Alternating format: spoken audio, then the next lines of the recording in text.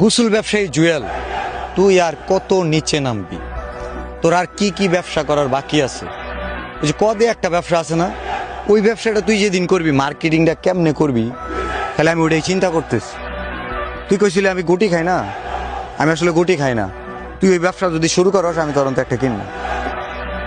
যা, তোর ব্যবসার জন্য হইলেও তোর টাকা পয়সার খুব প্যারা না, তোর অনেক টাকা লাগবো, কোনো সমস্যা নাই।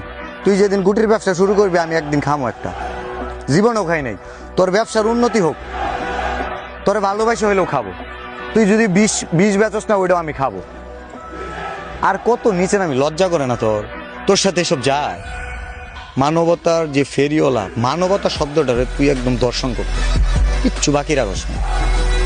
এটা চাই না, না উলট পালট যা দেখ খাইছস, বাংলাদেশে আইসস তুই বুইলা গেছস। কদিয়া যে ব্যবসাটা আছে, ওইটা তুই শুরু করলেও মার্কেটিং করার আগে একটু চিন্তা করিস, নাহলে কদিয়ার অনেক কিছু আছে।